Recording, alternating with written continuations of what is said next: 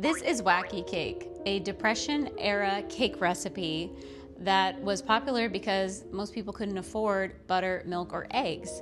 And so it's naturally vegan, and it went viral on the internet several years ago.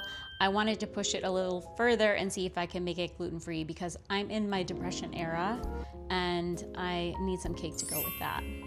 Watch this video to the end and save it because you are gonna want to memorize this recipe. It is that good.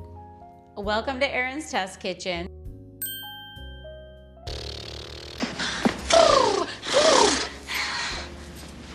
Welcome back to Erin's Test Kitchen. Welcome to Erin's Test Kitchen again. Welcome to Erin's Test Kitchen. Today I'm testing out Wacky Cake. What piqued my interest about this cake is that it's already vegan. So I wanted to push it a little bit further and make it gluten-free and see if it's just as delicious as everyone is saying. Today I am starting with my own secret blend of flour. It is garbanzo fava bean, arrowroot, potato starch, and xanthan gum. Secret blend. You can find it on my website. It's a lot cheaper than buying all the ingredients. How am I gonna get this in here? Maybe I should grease the pan first. I'm really stressed out about this. So the thing about this cake is you're supposed to mix all the ingredients in the pan and you don't use a bowl. And I don't know if it's because they didn't have money for bowls. You can have one thing, the pan or the bowl. It kind of feels like something that I would do. The recipe must be made in the pan. This is a sifter, which was okay to use in the Depression era.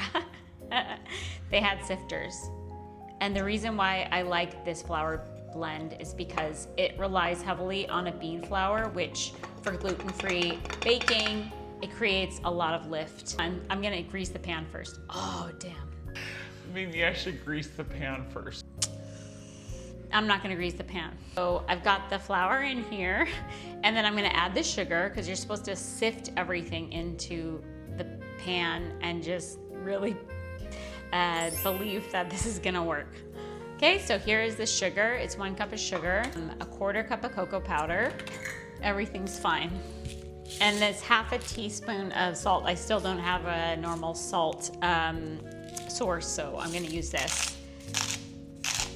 I know exactly how many cranks is 1/2 teaspoon. There. Huh? Teaspoon of baking soda.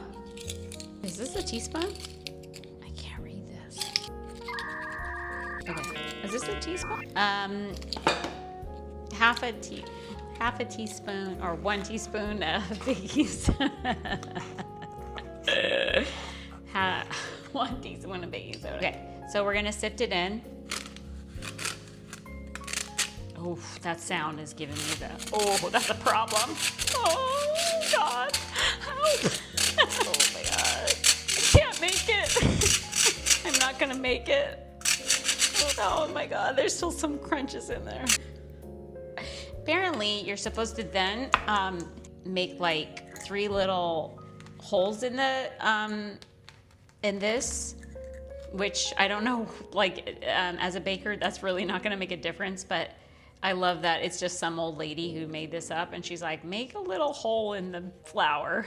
We're putting our wet ingredients into these holes. 1/3 cup of oil, okay? Spilling everywhere. Vinegar here. So the 3rd one is 2 teaspoons of vanilla. I don't know if I'm allowed to use a whisk in the Depression, but I'm gonna do it. Oh, I think you're supposed to use a fork. Hold on. Here's a fork. So I'm gonna do this. I keep hearing trust in God and jump in the car. You're adding 1 cup of coffee, which is, whoa, that's a lot. I'm really scared about this. Okay, it says a cup of coffee. I'm just gonna do it because it asked me to do that. So we're doing all the coffee, and this is really,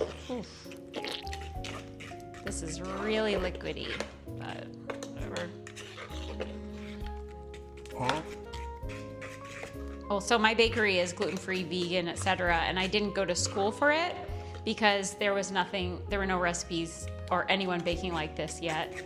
I tried to teach myself how to bake the basics, and I started with this Hershey's cake, and it was literally like water. I had to keep checking the oven because I'm like, this can't be right, and it ended up being really good. Okay, so this is how it looks. See how liquidy it is? So, oh well, I'm gonna try it.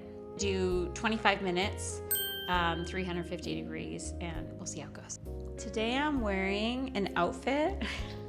Fashion show at lunch. It's a Vintage 70s pajama set. and I got it for my daughter's slumber party that I was hosting, and I just thought it was so Depression era. And then I got this ugly apron. While the Wacky Cake is in the oven, I'm gonna quickly make the frosting recipe that people are claiming is the actual recipe, but I don't know about that because it says to use a handheld mixer, which I don't think anyone could afford. A cup of powdered sugar, 3 tablespoons of unsweetened cocoa powder. Okay, so I had to sift this first. This one's really, on a scale of 1 to 10, this one's not. This one's a 2. Ooh. You can do this. This is Erin's test kitchen. You have to do it right. Ooh. Okay, so I get that, and then I'm supposed to add, you're supposed to add 3 tablespoons of butter, and I thought nobody could afford butter, but apparently now they can, but that's fine. We're gonna use coconut oil to make it vegan. Teaspoon of vanilla. My spirit guides are asking me to add a tablespoon of, it calls for honey, but I'm using agave. Salt. It needed half teaspoon of salt. Okay, that's 6. Okay, and then it's supposed to be 3 tablespoons of heavy cream, but I'm gonna use coconut condensed cream. And they say 1 tablespoon at a time. You might not need all 3. 2. Shoot. Look at that, looks more authentic. That's so depressing. Oh, I love it. This is my dream frosting. Boom.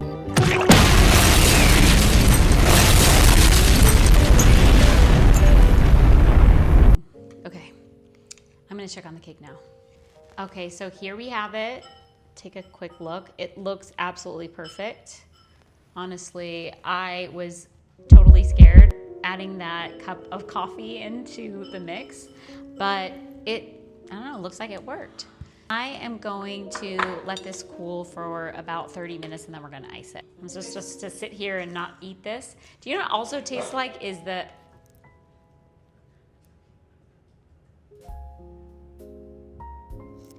it tastes like the frosting on Dunkin' Donuts, like that, which I've never been able to really figure out what they do, but it tastes like that. It does really smell good. All right, so I gave this 20 minutes in the freezer because I want to frost it quickly. And let's go. Here it is. I want to make it look like a Duncan Hines cover.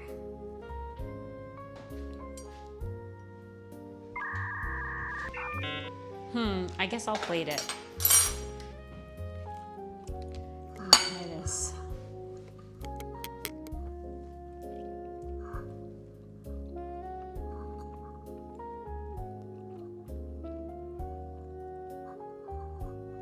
This is better than my normal chocolate cake.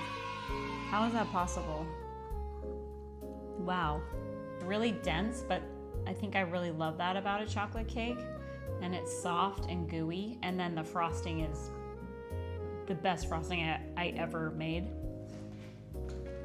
Oh my God. I love it. We'll be serving this at the bakery for sure. Let me know in the comments if there is anything else that you want me to test out in my kitchen and make it gluten-free and vegan. Follow along for more recipes, and if you like this video, please click subscribe and follow along for more. Should they subscribe to our channel? Evelyn, if they should subscribe, don't say anything.